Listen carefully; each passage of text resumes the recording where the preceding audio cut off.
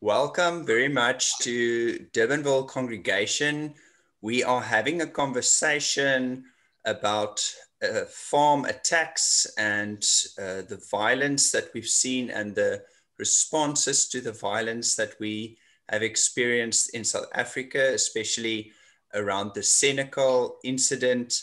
And we are joined today by Themba, Lonzi, and Wilhelm Verwoerd.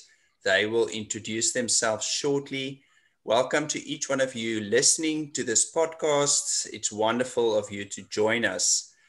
A while back, we had a conversation in our church regarding Black Lives Matter. And when we had that conversation, a few people said, but if we talk about Black Lives Matter, then we must also talk about farm attacks and the murders on farms.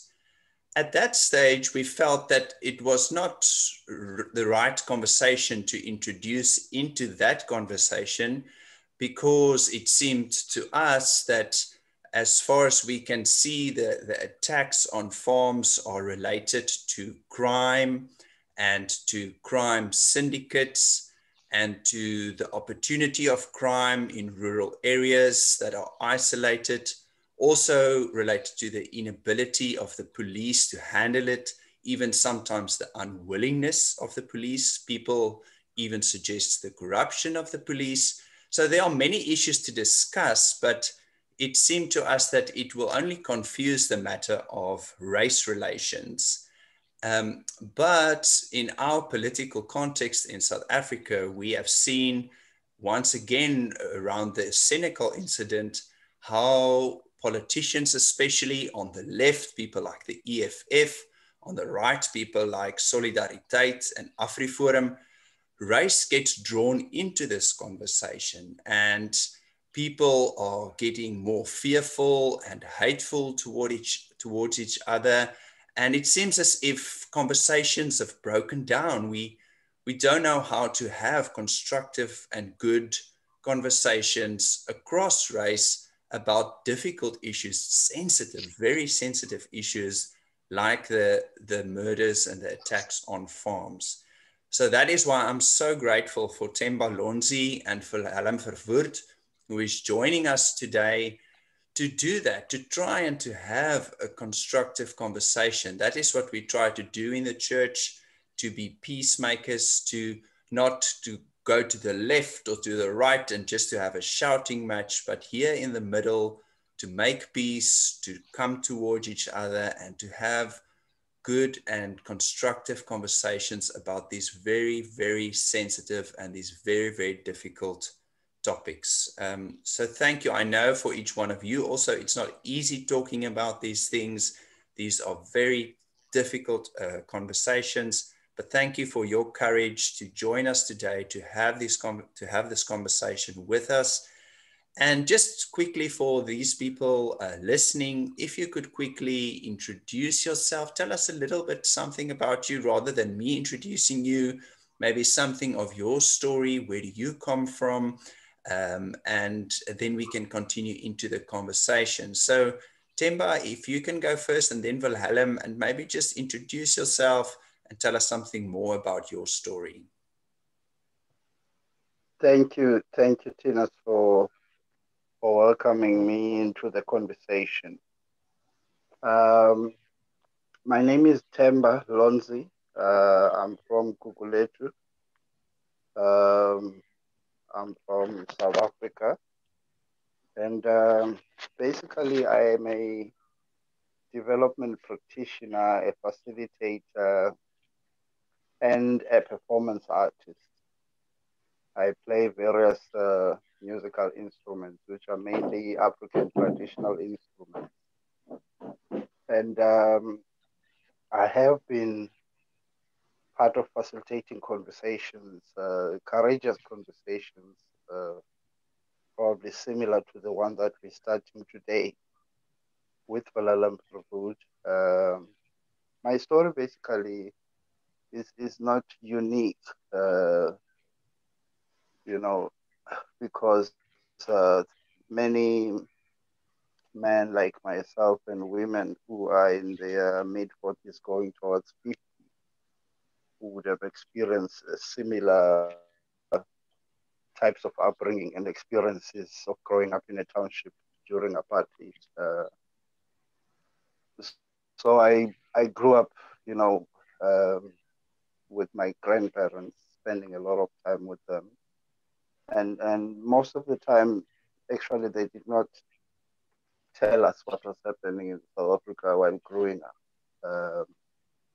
It was only as a teenager when I began to learn about what was really happening in South Africa, seeing police and soldiers in the township, um, and really experiencing violence from police because we became part of the student protest and having run around with police and fighting and losing fellow students in the process, where young people would get shot and ending up with funerals. So growing up with a lot of experiences of violence in the townships, in our encounters with police and violence that we've seen through political conflicts, what people used to call black on black violence, but basically that wasn't the whole story. It was basically some men who were used in the township to try and stop young people from protesting against, you know, the unjust systems of apartheid.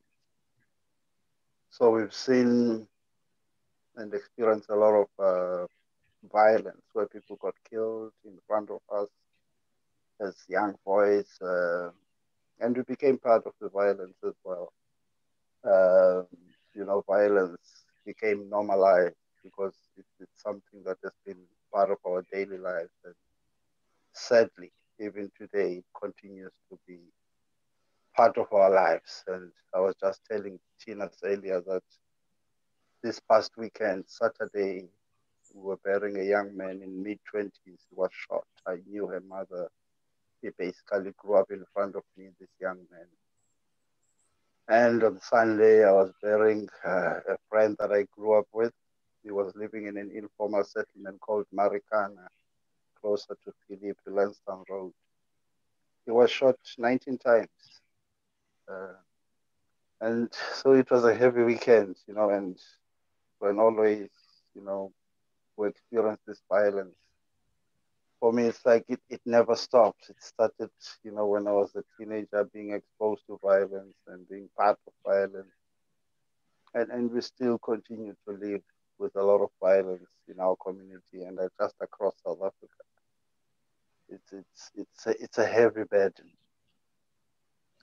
But really, my story of being shaped by apartheid uh, did really affect me psychologically, emotionally, and spiritually. It created a lot of anger inside of me, a lot of bitterness, and even desire for revenge. But my journey really began to shift when I began to work with the, the Institute for Healing of Memories model of storytelling and having an opportunity to talk and listen, to share your story and to listen to stories of people across communities, to get to know, you know, how have their lives been during apartheid. So for me, that those were the first steps of really beginning to let go of some of the pain, of some of the anger um, that I've carried growing up as a young man. And it's been a painful and a difficult journey.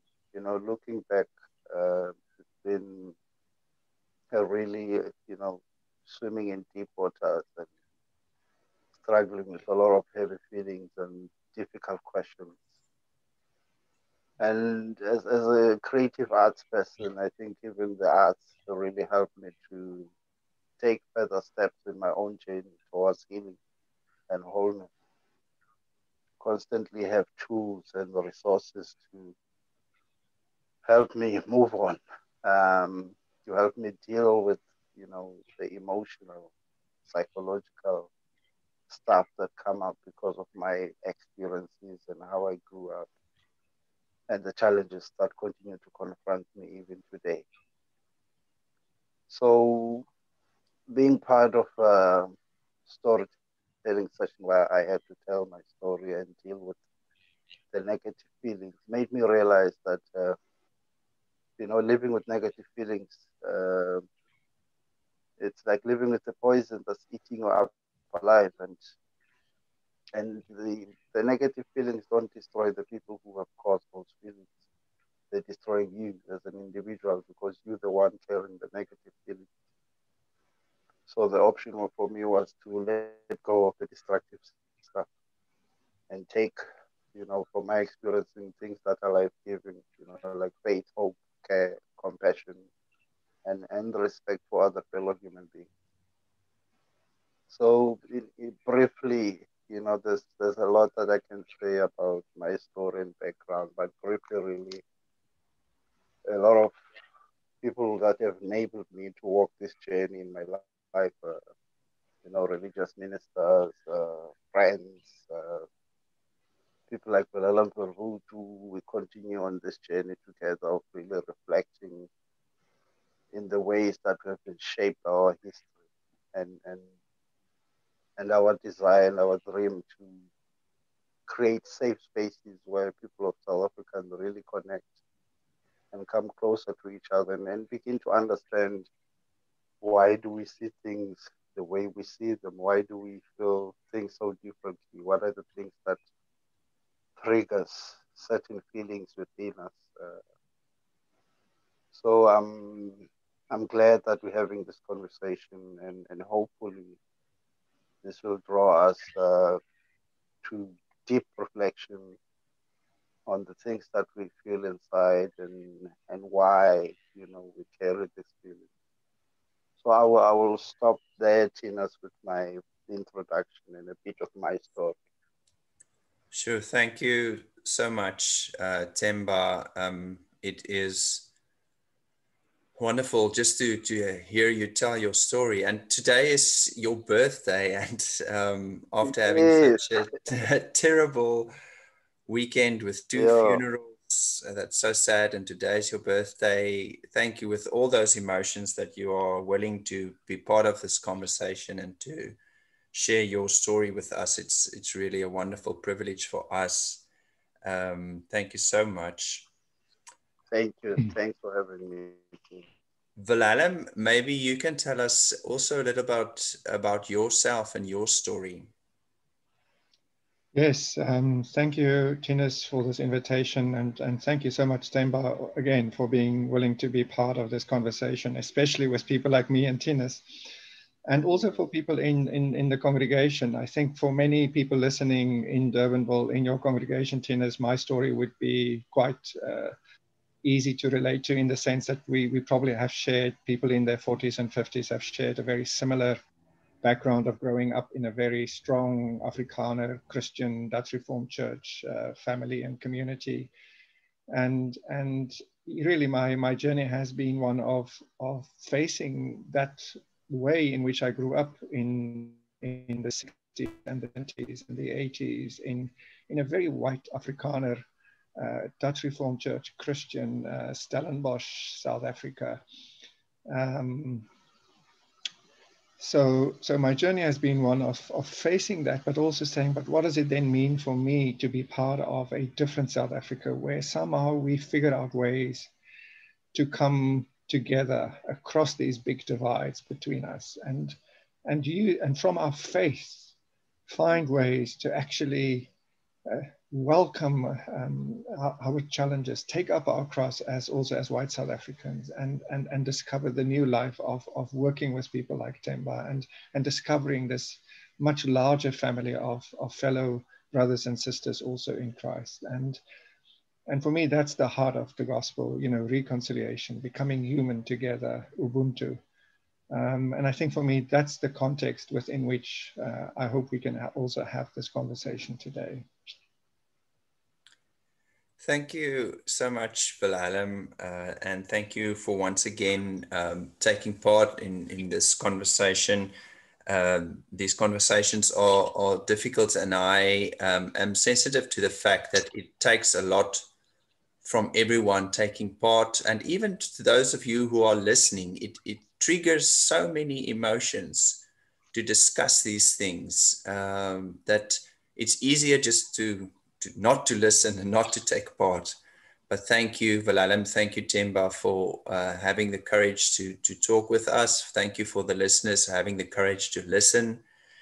And maybe the first question that I would like to ask you is, how did you feel when you heard about the murder of Brendan Horner in Senegal? How does it affect you when you hear something like that? Themba, perhaps you can share something. Yes, thanks, Tinus. Well, I heard about the murder of Brendan Horner in Senegal.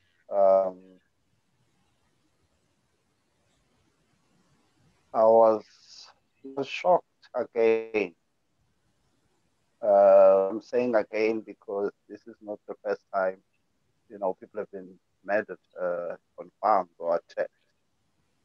And for me, the attack and the killing, of a human being is something that I cannot celebrate. I cannot see it as some kind of a victory when a human being has died. So I was shocked. I was sad. Um, I had a lot of questions in my mind as to how long are we going to continue with this violence, in our country, in our community.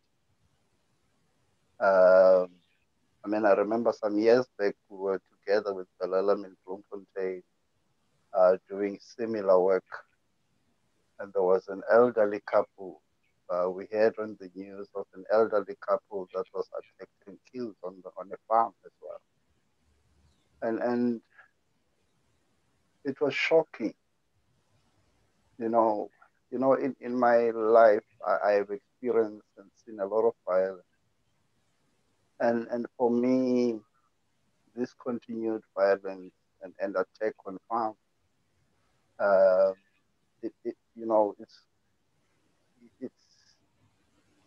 it's deeply disturbing.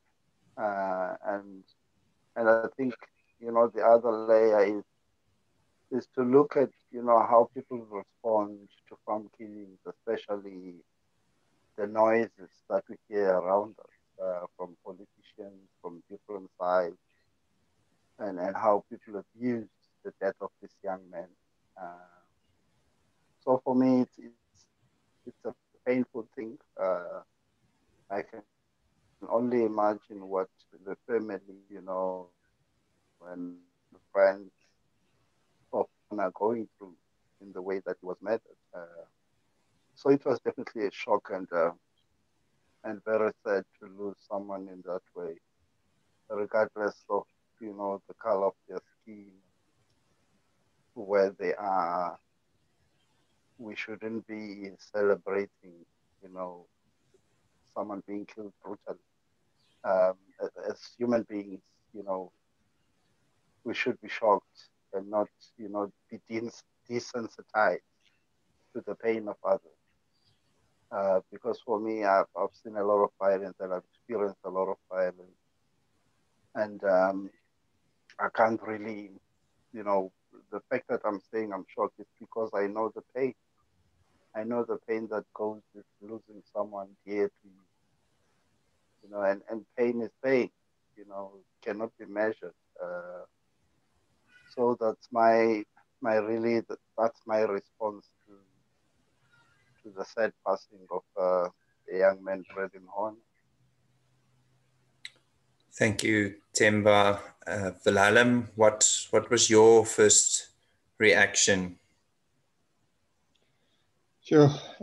Thank you, Tinus. I just have to say, when I hear Themba respond like that, I just am very appreciative. I feel moved by somebody with his life experience, and I know a bit about it, being willing to, in public, say, I'm shocked and I'm saddened about what happened also to Brendan.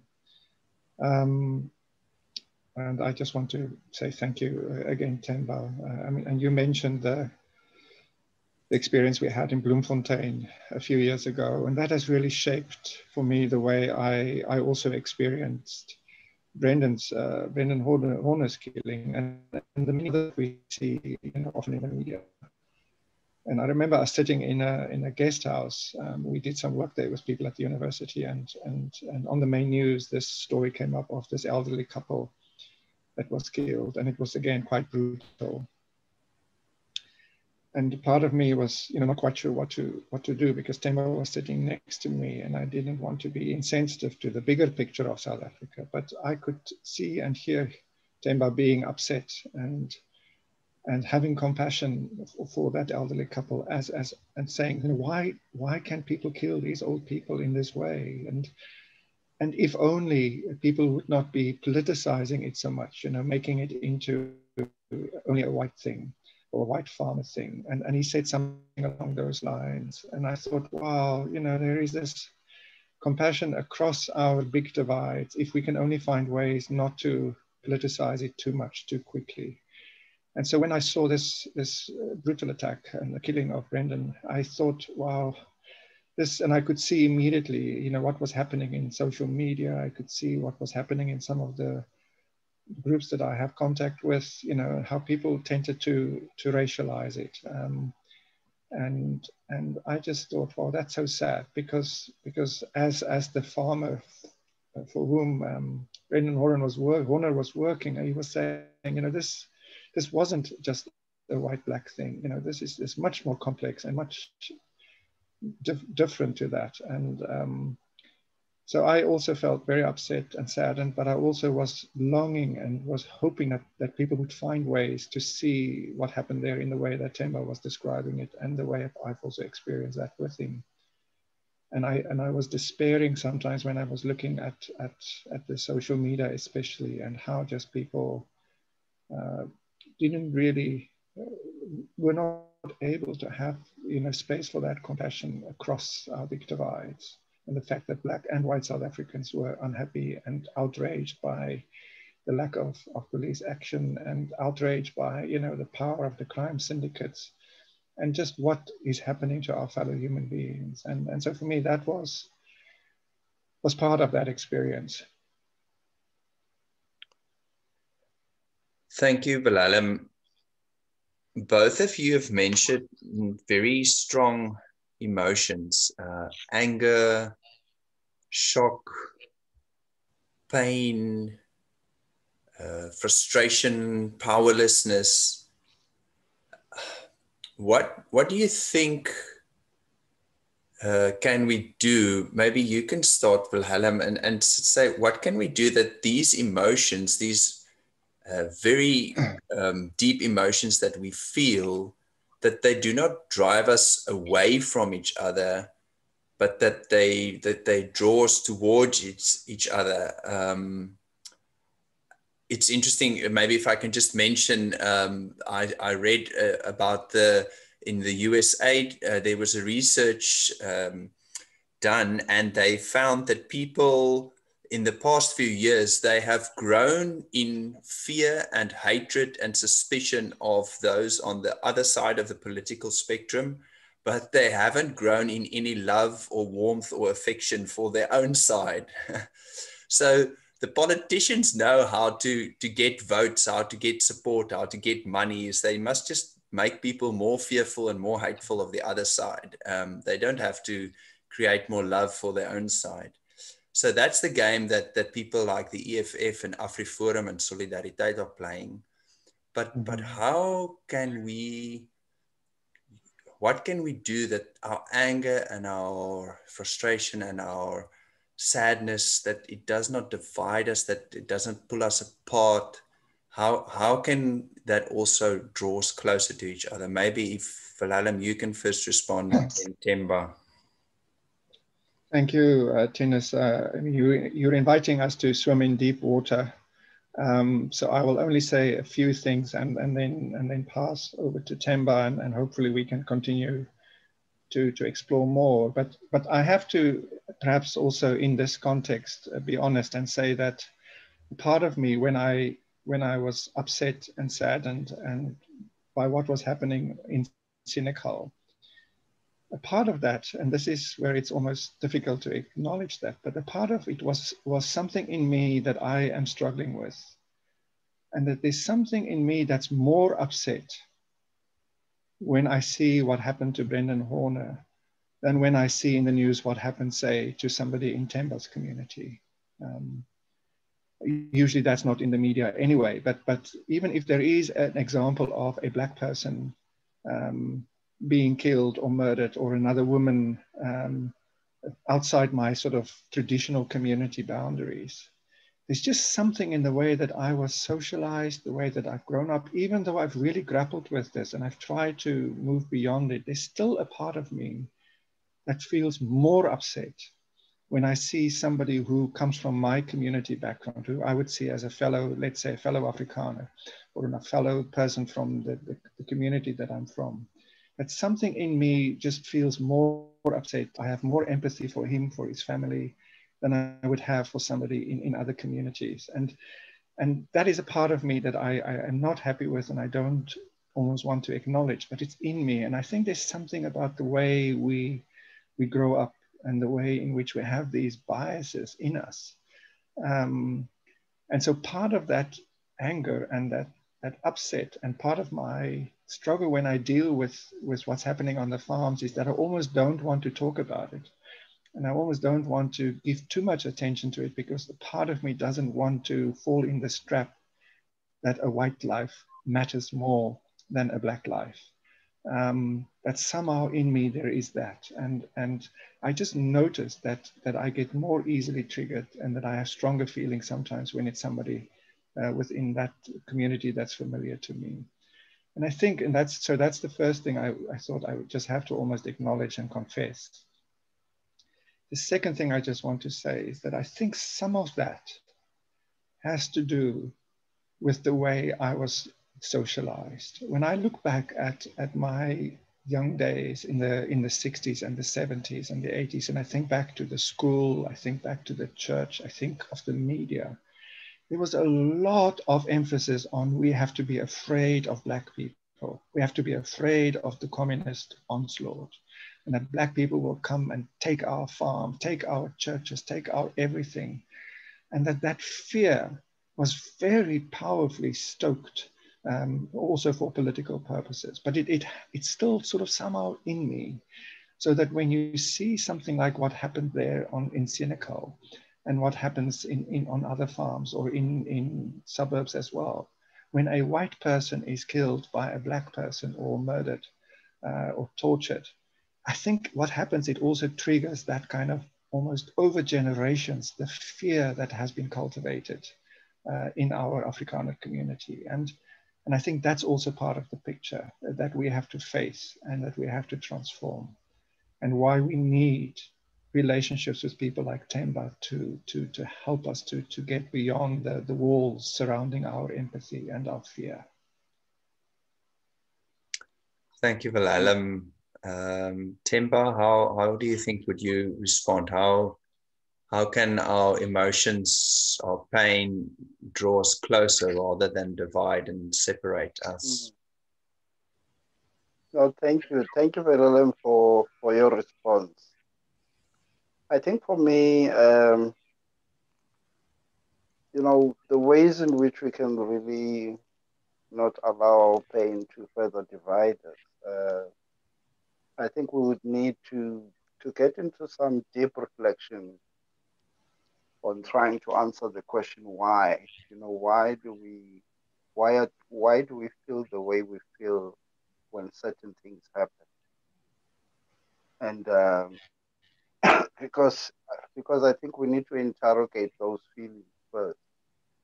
And I know that's not an easy question. I know it from personal experience that the way I see things now is not how I used to see things before.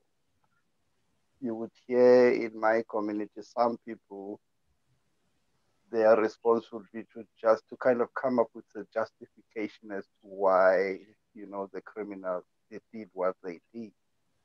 and trying to justify those actions. But the deeper question is to why. Why do people respond in that way? Why do people feel the way they feel when a horrible incident happens, to another human being? And for me, I believe that, in South Africa, we have unfinished business of the past. We have, we come from a history where we've been divided as communities. We come from a history where people in white communities were, had a safety net because of the laws of apartheid. And there's still, a lot of anger that is directed towards white people. So I believe that as human beings, as people, we need to really reflect and go deep as to why we feel the way we feel when certain things happen. And I think it says a lot about the need for us to deal with our history and how we've been socialized, how we've been conditioned by our experiences, and begin to take those steps into identifying, the issues or the problem. Because I think we need to be honest with ourselves as South Africans that, when 1994 came and a few years after that, we thought that, we've dealt with everything, everything will be fine. We had the halo effect, of, things are okay. But I think ignoring dealing with our past is coming back to bite us sadly. There is a need for us to be in safe spaces where we can really get to understand who we are and how we've been shaped by our history. I think I agree with Wilhelm that our history and our various communities have shaped us to become the people that we are. There's a lot of contributing factors into how, we see ourselves and how we see other people. And those perceptions, the way we see ourselves and the way we see others, they inform the choices that we make at the end of the day. So for me, it becomes important that we confront the difficult stuff, which is our history. We confront how we've been shaped as individuals and as communities. And it's, I want to be honest with everyone that it's not an easy process. It's a process where you deeply challenge yourself, before you look at towards other people. It's a process where you go deep into reflection and really being honest with yourself on the things that have shaped you to see things the way you see them. So that would be really my take on this one. And to add and say, sometimes opportunities that come to draw us closer to each other, they are not most of the time set a happy situation where we're having fun together. But sometimes difficult situations where we collide with each other are sometimes opportunities that draws us very close to each other.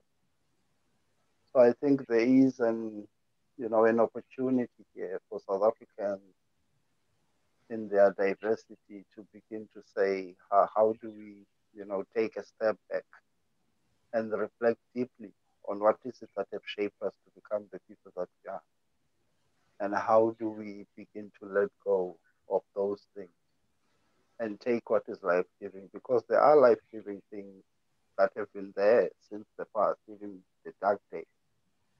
There are life-giving stories across communities. We can mention various people from various communities. Even within the church, across Afrikaans community, English-speaking community, and the Black community, where there's been life-giving, experiences that we can draw strength and begin to take the steps get a little bit closer to each other. So that would be my view on that question.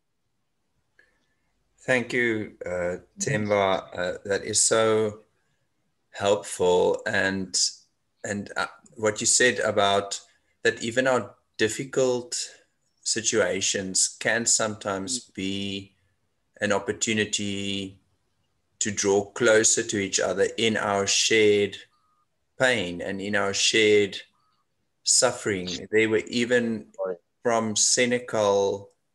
If you didn't only listen to the stories on the extreme left or on the extreme right, there were even stories there of people coming together, of people sharing their pain, sharing people, really the farming communities coming together in this horrible situation and finding each other across racial boundaries, across class boundaries, and sharing their pain and their suffering and being drawn closer together. So thank you for that, Themba and Wilhelm. I think that helps me a lot. But then the further question that I do have. Ines? Yes, Wilhelm. Can I just add something quickly? Yes, sure. I also wanted to share with people just another experience I had, which speaks explicitly to what you've just said and also what Themba has said.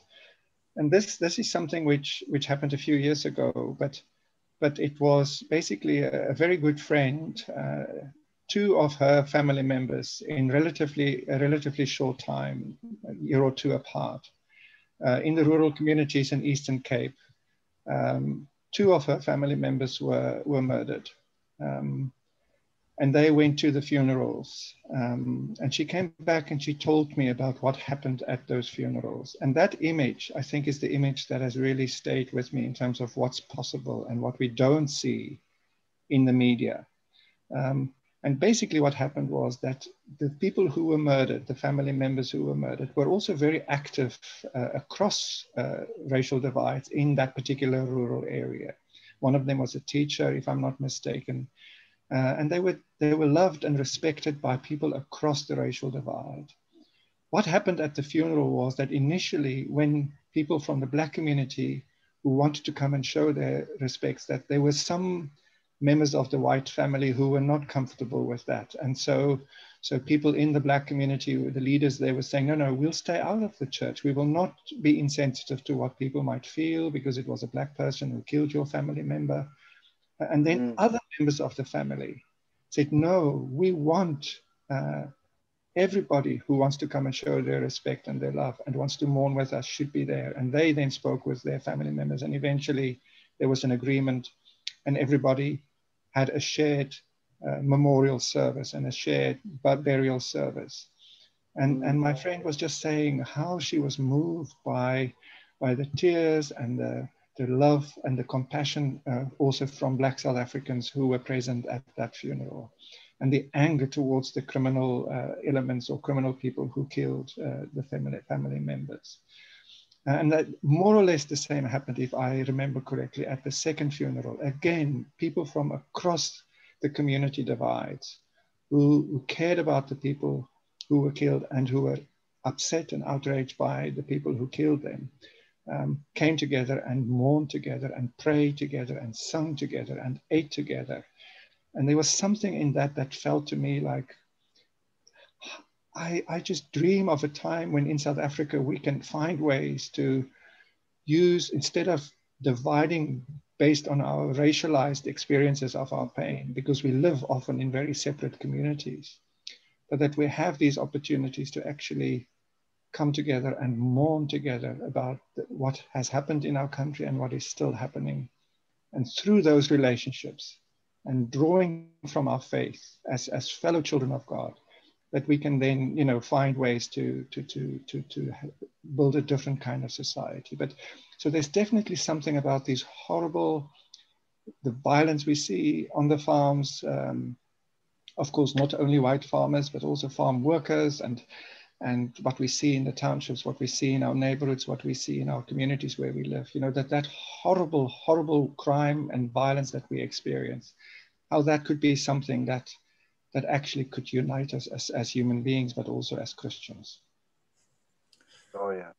Sure. Thank you, Wilhelm. That image is very helpful, and I think we as the church should do more to create spaces where people can mourn and lament and voice their sadness, but also their anger together, and to really to give voice to our shared pain and our shared suffering in South Africa. And I think that is one of the tasks of the church. My question, I think, then would be, how do we find space in our humanity for the pain of others when you are also experiencing a lot of pain very close to you? Wilhelm mentioned this experience that he had where he almost felt ashamed to acknowledge that he almost felt more empathy or more compassion for Brendan Horner than for maybe somebody else that he would read about in the newspaper that died perhaps in a gang war or in a township. And why is that, and how can we find space within our hearts, space within our humanity to have compassion with others? The Christian word compassion actually means to suffer with other people when you are also experiencing so much suffering close to you. Themba, you this past weekend you attended 2 funerals, and the one person got shot 19 times. Yeah. That is so much suffering, and I cannot think how you can still have space in your heart and space in your humanity to also suffer with other people, maybe in other places, from other communities. How do we do that? Can you help us, Themba? How do we find that space within our humanity to have compassion for others when we are also experiencing suffering close to us? No, thank you, Tinus, for that question. Of course, it's not an easy question, but I believe, we can't do this on our own. God and the ancestors are always a source of inspiration to carry us through difficult times. And I think, I think the time when we as people, when we see another person and see a human being first before either seeing a black person or a colored person or a white person, I think that would be the beginning, of hope for us as a human family.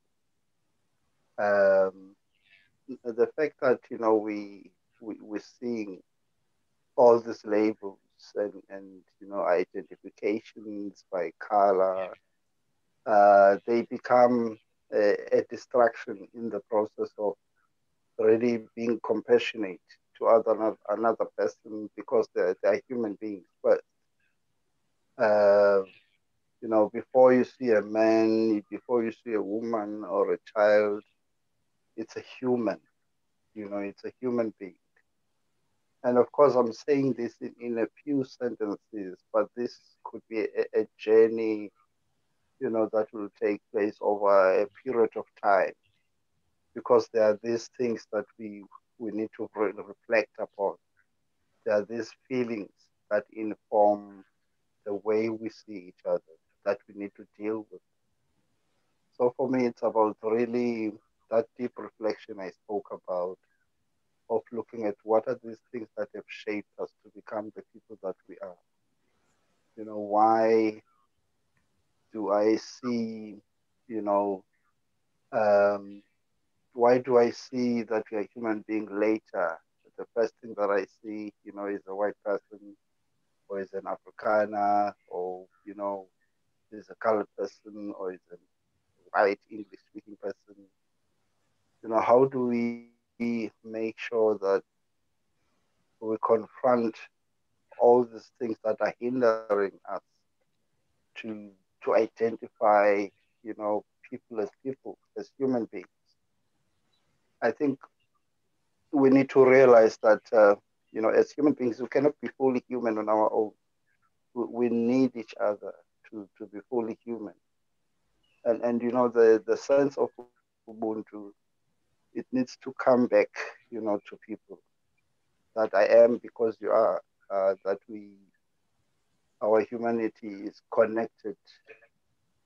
But of course, there are these destructive socialization, conditioning that we have experienced from an early age, that we have to confront, that are not always so easy to confront, that we need to be deeply honest and to be truthful to what is it that really have shaped us to almost lose our humanity, to almost have, this selective humanity where we choose which person can we feel compassionate towards, which one, can we say, no, I don't care, and make all sorts of excuses. So for me, deep down, it's about really understanding that pain is pain.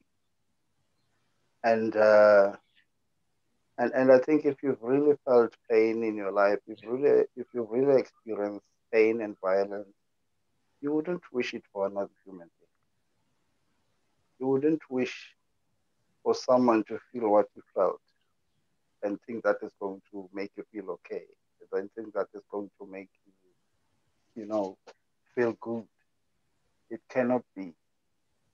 So for me, it's about really going back to those deep reflections and begin to engage with people, across racial lines, across communities, and begin to say, I'm going to take the step to be able to listen and to share who I am. So that would be my take on that question. Thank you so much, Themba. That is very, very helpful to me personally. Wilhelm, perhaps you would also like to respond. Yes, can I just say, I mean, we're discussing, all the, the violence that's happening, especially on farms in this particular conversation, but it seems to me that the deeper violence we're also faced with is how we were forcefully separated from each other over generations, politically, economically, socially, in our churches. The violence of apartheid as a very effective way to separate us from each other, which makes compassion across those separation divides very, very difficult. And this is what's so sad about what we faced with here is almost like just a symptom of this wider violence of how we've been separated from each other in our humanity as well. And I think one of the things that upset me a lot when I look at myself, when I look at some of the things that happen even in the Dutch Reformed Church, is that we're quite good at charity in the traditional sense of let's go and feel sorry for people out there and give some money and give some food, or we even go and distribute, Bibles, we go on outreach activities.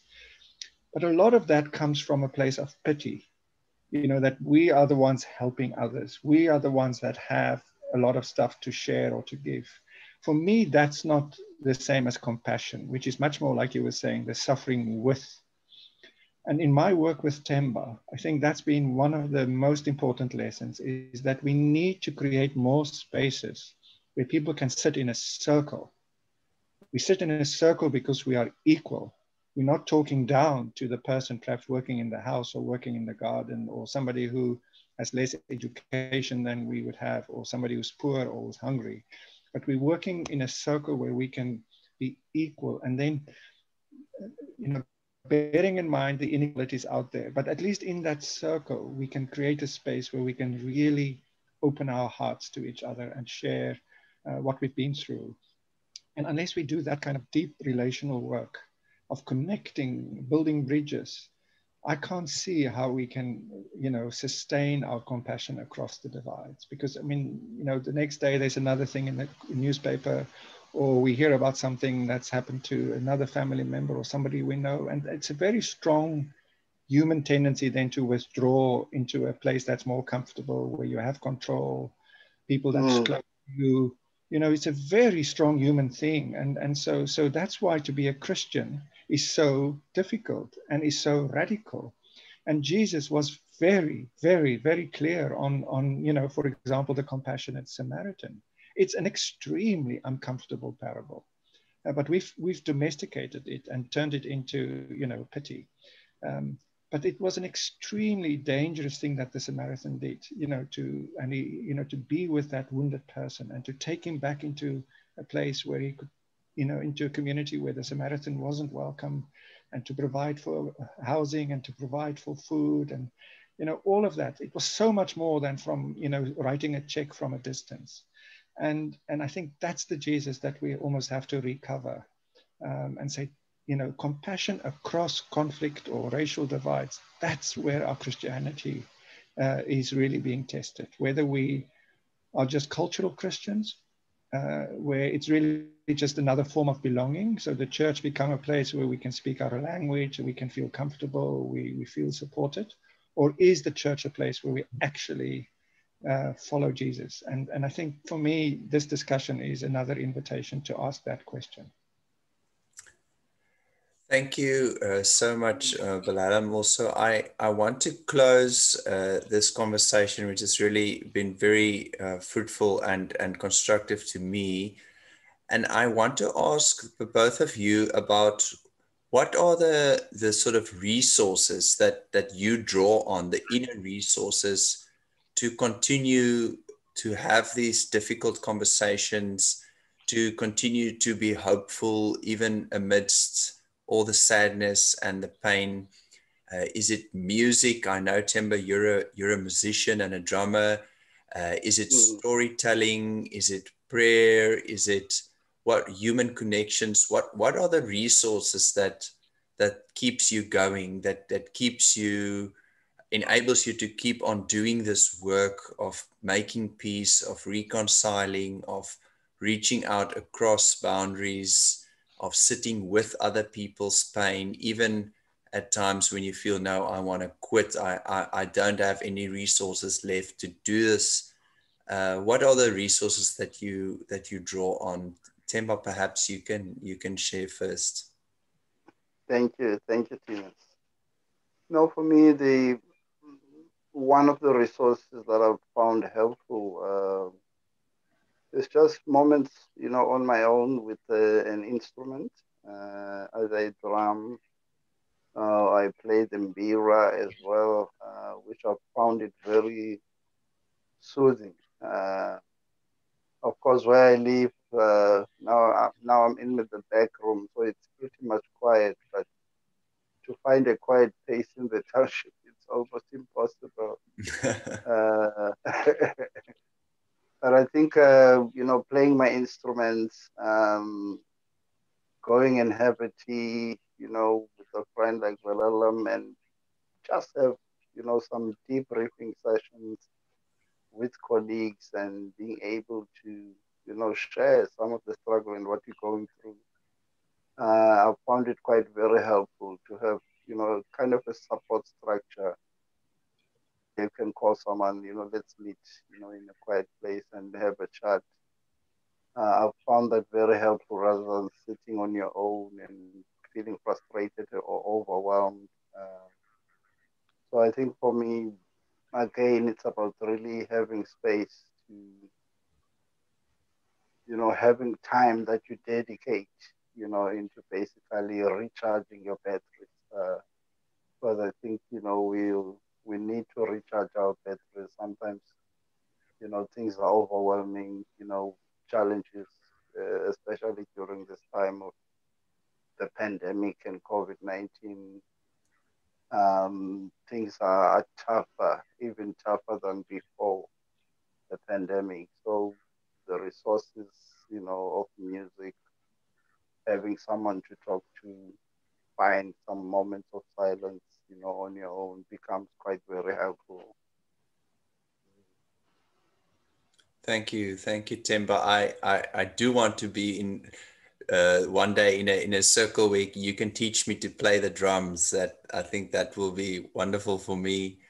Wilhelm, what are the resources that you draw on?